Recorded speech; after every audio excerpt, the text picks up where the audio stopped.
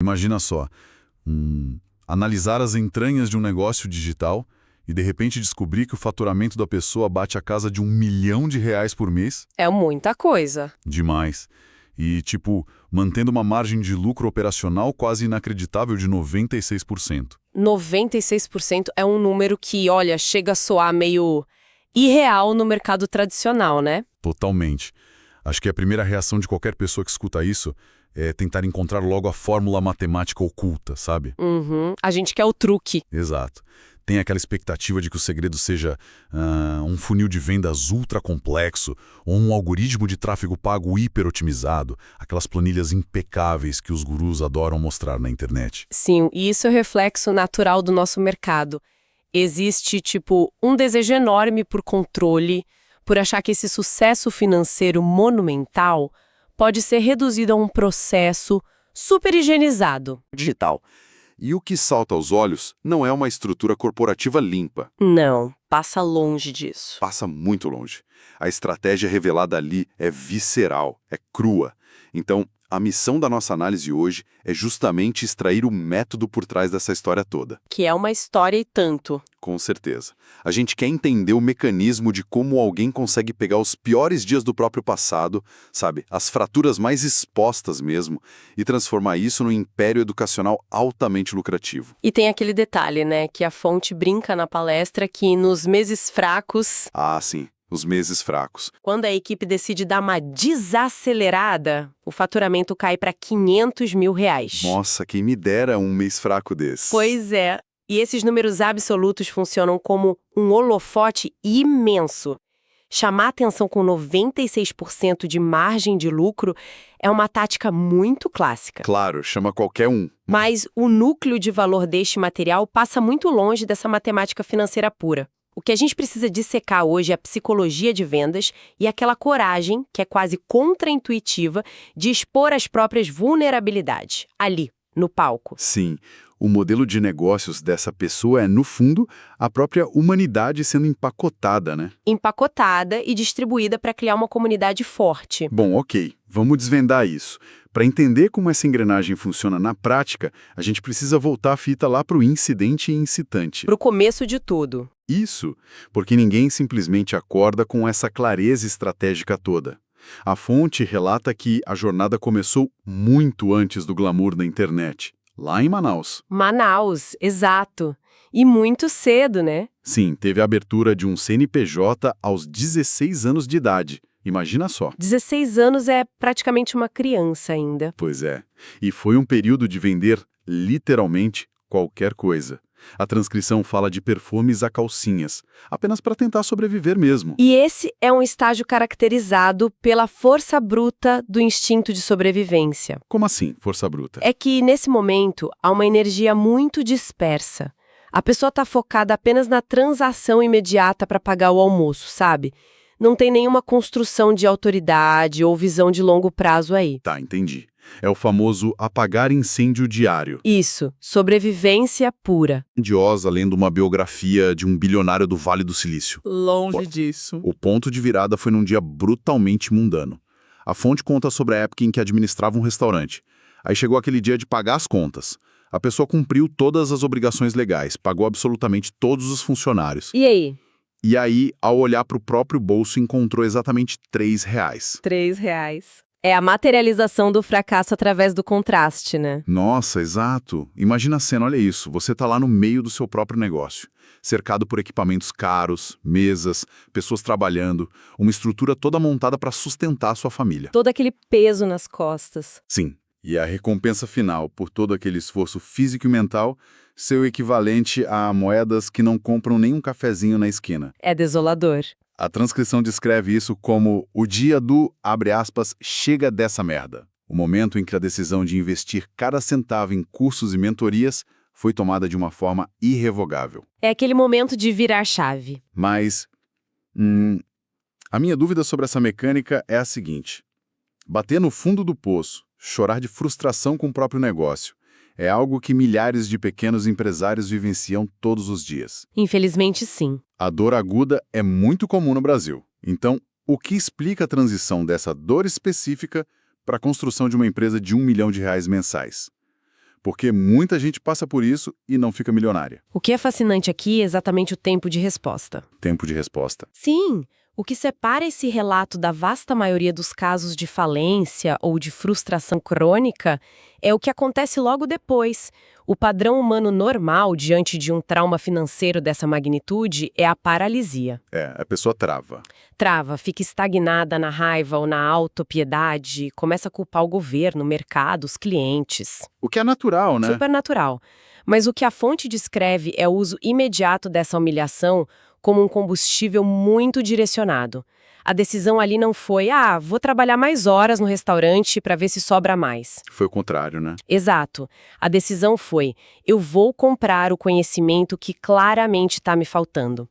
Houve uma migração daquela força bruta que eu mencionei antes para a busca de repertório estratégico. O que, parando para pensar, torna a etapa seguinte da história ainda mais irônica. Por que você diz isso? Porque, segundo o relato, logo após adquirir esse conhecimento todo, surgiu um bloqueio que quase paralisou o projeto inteiro.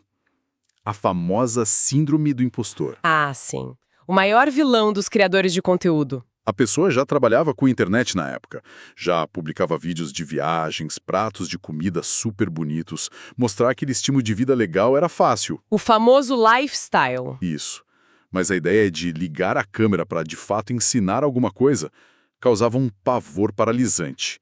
E especificamente pelo medo de ser ridicularizado por amigos e familiares. E olha, esse é um fenômeno sociológico profundíssimo. Sério? Como assim? Pensa bem, quando alguém posta uma foto de uma viagem, está apenas compartilhando um status, o que é super tolerado e até celebrado pela comunidade original da pessoa. Todo mundo dá like e comenta que a praia é linda. Exato. Mas, no momento em que alguém se posiciona diante de uma câmera com a intenção clara de encenar, ocorre uma reivindicação de autoridade. A dinâmica muda. Muda totalmente. Essa pessoa está tacitamente dizendo, olha, eu sei algo que a nossa tribo não sabe. E o nosso cérebro humano, por questões evolutivas mesmo, tem um terror primitivo de ser expulso ou julgado pelo próprio bando. Nossa, faz muito sentido. A frase usada na palestra ilustra isso perfeitamente. A fonte diz, abre aspas, para sua rua, você sempre será o problema. Exatamente isso. A resistência mais forte não vem daquele mercado desconhecido, dos haters anônimos, mas de quem cresceu junto com você, né? Para acima da média do grupo. E muitas vezes eles disfarçam isso de ironia, de piadinha no churrasco de domingo, ou crítica disfarçada de preocupação. Aquela velha história de falarem, lá vai o blogueirinho. Perfeito, o blogueirinho. Superar esse bloqueio da própria rua exigiu dessa pessoa uma reprogramação mental severa. Talvez um obstáculo maior do que a própria barreira de aprender as táticas difíceis de marketing digital. Com certeza. A validação precisou deixar de ser externa, baseada ali na aprovação da vizinhança, e passar a ser puramente interno. E é aqui que a coisa fica realmente interessante na nossa análise, porque essa reprogramação interna nos leva direto para o produto em si. Ao que vai ser vendido de fato. Isso. Uma vez que o medo da câmera é vencido e o conhecimento técnico está ali na mão, qual é a mercadoria, afinal? A tese central dos documentos de hoje apresenta uma inversão de lógica genial. O conselho do palestrante é ignorar completamente aquela criação de avatares fictícios que o mercado ensina. Aquele negócio de, mulher, 35 anos, classe B. Exato. Ele diz para esquecer isso. O foco absoluto deve ser servir a versão do seu próprio passado. O cliente ideal não é um desconhecido, é quem a própria pessoa era há 1, 2 ou 5 anos atrás. E essa é uma abordagem que resolve 2 problemas imensos de uma vez só. Quais? A necessidade cansativa de pesquisa de mercado e a falta de autenticidade na comunicação. Ao focar no próprio passado, a sua mensagem atinge um nível de granularidade e especificidade que nenhuma pesquisa demográfica fria consegue replicar. Eu gosto de pensar nisso como uma, reciclagem emocional. É um mecanismo de defesa que vira um ativo financeiro pesado. Como assim, reciclagem emocional? A fonte explica na palestra que, hoje em dia, quando uma crise terrível explode nos bastidores da empresa, o sofrimento é mínimo.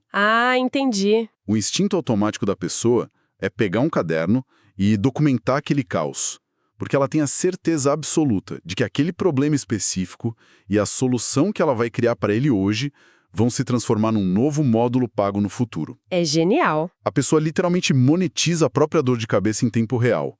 Não dá nem tempo de sofrer direito. É o que a gente pode chamar de comoditização da superação diária, e repara bem na psicologia pesada por trás disso.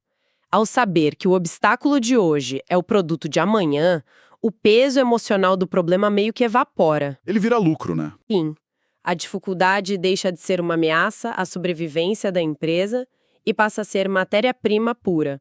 Mas olha, tem um ponto nessa filosofia toda que me exige um certo ceticismo. Qual parte? Durante a palestra, tem um ataque super direto ao que é chamado de mito do professor perfeito. O argumento é de que o excesso de estudo teórico transforma a pessoa numa figura acadêmica tão distante que ela acaba perdendo totalmente o contato com a dor de quem está lá no início da jornada. A tal da síndrome do especialista. Isso. A tese é que o mercado anseia por imperfeição. Aí vem a minha questão. Ao validar a imperfeição e dizer que não é preciso ser um especialista supremo para ensinar algo, a gente não corre o risco de endossar um amadorismo raso, de encher a internet de gente vendendo soluções medíocres sob esse disfarce de ser gente como a gente? Isso levanta uma questão importante mesmo. O risco do amadorismo no mercado digital é super real, é inegável. A gente vê isso todo dia. Mas a gente precisa contextualizar o mecanismo de consumo que a fonte está defendendo. Certo. A apologia feita ali não é ignorância. O passo anterior da história já deixou muito claro que houve um investimento massivo em mentorias e conhecimento técnico. O cara estudou. Assim, ele gastou tudo que tinha naquilo. Exato. O que está sendo atacado ali é a chamada maldição do conhecimento. É aquele distanciamento cognitivo onde o especialista esqueceu completamente como é a sensação de não saber o básico. Certo, o especialista perdeu o idioma de quem ainda está lá na base da montanha. Ele fala difícil demais. Exatamente isso. O comportamento do consumidor atual busca proximidade e não uma perfeição inatingível. A fonte usa uma imagem muito vívida na palestra. A imagem de mulheres chorando no travesseiro à noite, em busca de uma saída financeira pessoal. Uma imagem bem forte. E alguém em estado de urgência, chorando num travesseiro, não quer a teoria complexa de um professor de Harvard que está 100 degraus acima e já esqueceu a sensação de estar lá na base. Faz todo sentido. A pessoa desesperada quer escutar quem? Quem estava no mesmo travesseiro apenas 6 meses atrás. Alguém que conseguiu subir 3 degraus ali e agora pode estender a mão de uma forma muito compreensível e empática. No mercado de transformação pessoal, a empatia e a prova recente de resolução de um problema convertem muito mais do que um currículo irretocável pendurado na parede. Visto por esse ângulo, faz sentido. A comunicação baseada nessa sobrevivência recente carrega uma urgência que a academia tradicional raramente alcança. Só que tem um detalhe, a empatia por si só não paga os boletos no fim do mês. Com certeza não. Saber que tem uma demanda emocional do outro lado da tela, uma pessoa sofrendo, é apenas metade do caminho.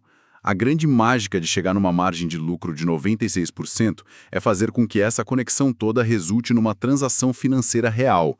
A pessoa precisa comprar. Sim, o momento de passar o cartão. E é aqui que a narrativa traz uma metáfora anatômica sobre vendas que é, olha, ao mesmo tempo super simplista e absolutamente letal. Você diz a geografia da persuasão. Isso. A fonte lança umas perguntas para a plateia lá na palestra e diz assim: onde está a razão? E a resposta óbvia é, bom, na cabeça. Aí pergunta, e onde está a emoção? No coração. No coração. E, por fim, onde está o dinheiro? No bolso. Então ele vem com aquele arremate tático que é genial. Fisicamente no nosso corpo, o que está mais perto do bolso não é a cabeça. É o coração. É o coração. Portanto, para fazer a mão da pessoa ir até o bolso, o caminho mais curto não é argumentar com a lógica da cabeça, é acessar as emoções do coração. Pode até soar como um clichê e meio de autoajuda à primeira vista, sabe? Mas essa simplificação geográfica esconde uma compreensão bem profunda de neuromarketing. É mesmo. Como a ciência explica isso? É que argumentos puramente lógicos e muito planilhados, eles ativam o neocórtex, que é a área analítica do cérebro. E quando esse lado analítico é ativado, a desconfiança entra em cena na mesma hora. O consumidor liga o alerta e começa a procurar qual é a pegadinha. Entendi. A pessoa começa a questionar as taxas de conversão da promessa, vai no Google comparar preços, pensa se realmente precisa comprar aquilo hoje. Precisamente. E a gente vive numa era de profundo cinismo e desconfiança institucional na internet. O consumidor moderno simplesmente não acredita mais naquelas marcas super polidas, naqueles discursos corporativos impecáveis. Ninguém cai mais nessa. E ninguém. Então, ao usar a emoção, a vulnerabilidade, a comunicação bypassa todos os filtros críticos da razão. Ela cria o que a gente chama de vínculo parasocial, a confiança estabelecida num nível quase instintivo. E aí, uma vez que a barreira da desconfiança cai, a justificativa lógica para a compra se torna apenas uma formalidade, sabe? Só para validar a decisão emocional que já foi tomada lá atrás pelo coração. Exato. E as histórias contadas no palco para criar esse bypass emocional, olha, são âncoras pesadíssimas. A fonte narra, por exemplo, a decisão de se mudar para São Paulo de uma vez por todas para fazer o negócio acontecer de verdade. A chegada na cidade grande com apenas 3 peças de roupa dentro da mala. Uma imagem bem dramática. Muito. E tem um detalhe lá que é incrivelmente específico sobre passar um Natal na cidade de Goiânia numa situação de vulnerabilidade tão extrema que o cunhado de uma figura bem conhecida do meio digital, o Pablo Marçal, permitiu que ele escolhesse roupas de graça na própria loja para que houvesse o que vestir na noite de Natal. Se conectarmos isso com o panorama geral da estratégia, essas são imagens meticulosamente projetadas para desarmar qualquer ceticismo. Totalmente. Imagina um adulto precisando de doação de roupas num Natal para não passar vergonha com a família. Quando alguém que hoje fatura milhões se coloca nessa posição de fragilidade absoluta em cima de um palco, o público logo sente que está diante de algo 100% genuíno. Sem dúvida. Mas é impossível não questionar se isso não cruza uma linha meio tênue, sabe? Até que ponto compartilhar uma história real de superação se mantém como uma ferramenta de conexão legítima e a partir de que ponto isso se torna um sentimentalismo roteirizado, tipo manipulando a dor do outro para forçar uma venda? Olha, a linha entre a empatia real e a manipulação na internet é de fato muito nebulosa. Mas o sucesso dessa estratégia a longo prazo depende da percepção de autenticidade contínua pela audiência. Como assim? Um sentimentalismo puramente roteirizado e oco se desgasta muito rápido. A audiência percebe porque ele não sustenta a entrega do produto final. A eficácia prolongada dessa exposição, como os faturamentos super consistentes da fonte indicam, sugere que as feridas mostradas são muito reais para quem ouve. E, paradoxalmente, confessar o fracasso financeiro passado, como a vergonha de precisar receber roupas doadas no Natal, é exatamente o que legitima a autoridade do sucesso atual dele. Mostra que não é sorte, né? E isso mostra que o especialista não é um ser divino intocável, mas sim alguém que operou no mundo real, alguém que tomou pancadas reais da vida e encontrou a saída, e agora está disposto a te mostrar o mapa. Isso retira o verniz de superioridade e meio que nivela a relação de igual para igual. É realmente fascinante entender a mecânica fria de tudo isso, né? A dor virando método de ensino, a vulnerabilidade abrindo a carteira dos clientes, a proximidade vencendo a perfeição acadêmica. Mas a análise de hoje toma um rumo muito mais denso na reta final. Sim, fica bem mais pesado. Muito mais. Porque criar essa comunidade gigante e sustentar essa entrega de alto nível exige um pedágio pessoal muito alto. E esse pedágio é cobrado na vida real. A exploração passa daqueles bastidores legais do faturamento para os sacrifícios bem sombrios que raramente aparecem nos vídeos patrocinados do Instagram. É o momento ali em que a realidade implacável do custo de oportunidade se apresenta. Escolhas extremas exigem renúncias com o mesmo nível de intensidade. Então, o que tudo isso significa na prática?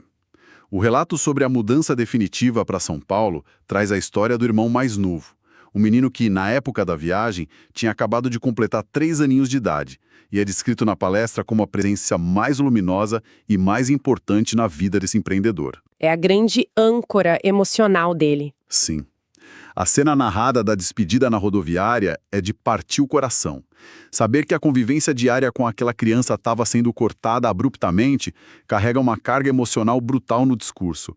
E a justificativa usada para suportar essa dor da despedida é uma espécie de matemática do sacrifício. Que é, no fundo, uma racionalização defensiva que a mente cria para conseguir dar o próximo passo sem desmoronar ali mesmo. Exatamente. A matemática dele foi colocar na balança a perda dos próximos 5 anos. Ele decidiu perder o desenvolvimento da infância do irmãozinho, as pequenas conquistas de aprender a falar, o convívio diário, tudo isso em troca de trabalhar obsessivamente em São Paulo para poder proporcionar os próximos 70 anos de uma vida de abundância e total segurança para eles dois. No papel, sabe, de uma forma puramente lógica e fria, é um investimento que faz total sentido. Sim, a conta fecha, mas o custo psicológico diário de acordar longe de quem você mais ama para sustentar essa promessa lá no futuro deve ser massacrante. Isso mostra muito claro para nossa audiência que os bastidores da alta performance e desses múltiplos dígitos quase nunca têm glamour. É uma construção muitas vezes feita sobre choros silenciosos em rodoviárias. Com certeza.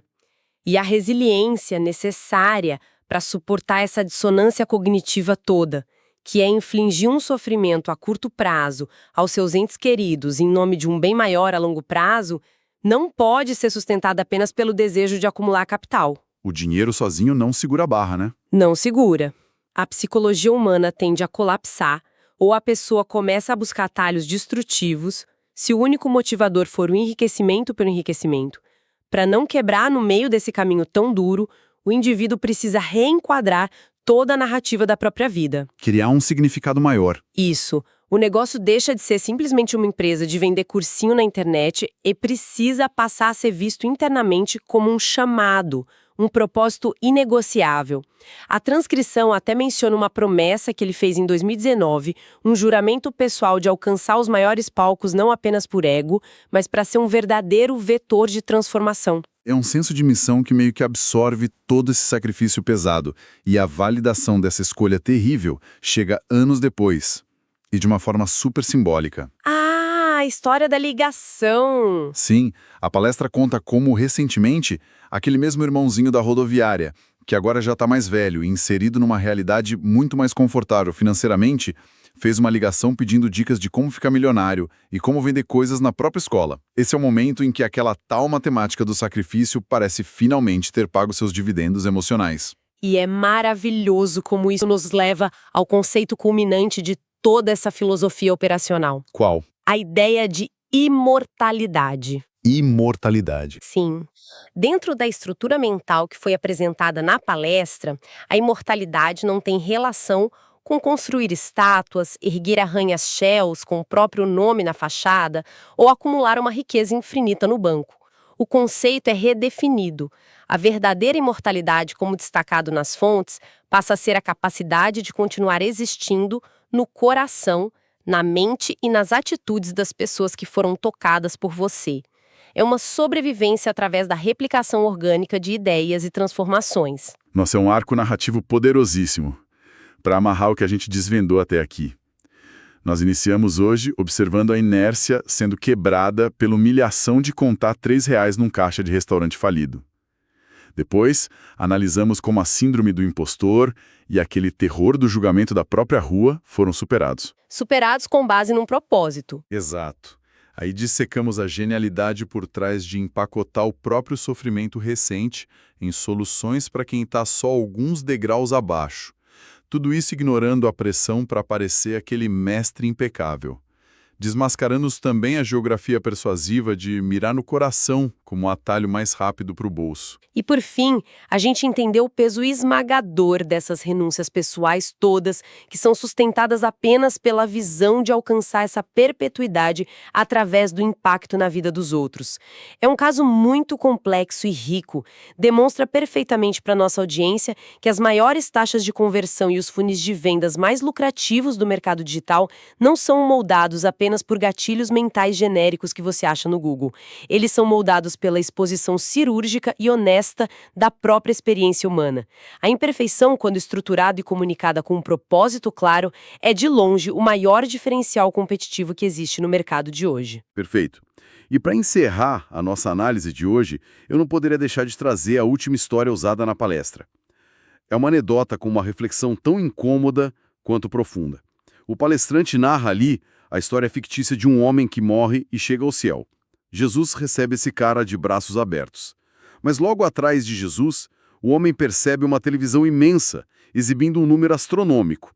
Inevitavelmente, o ego do cara fala mais alto e ele pensa que aquele visor gigantesco representa um placar do seu próprio sucesso terreno. Ele acha que são as métricas dele. Isso. Talvez os milhões que ele faturou na Terra, os prédios que ele ergueu, os grandes negócios que ele fechou. Então, cheio de orgulho, o homem pergunta para o Criador sobre o significado daquele numerozão. E a resposta de Jesus é um balde de água fria absurdo. Ele diz: Deus me livre, aquilo ali não é o que foi realizado. Aquele número ali na tela é a quantidade de vidas que poderiam ter sido transformadas lá na Terra, mas não foram, pura e simplesmente porque você teve medo de começar. Que soco no estômago. Demais.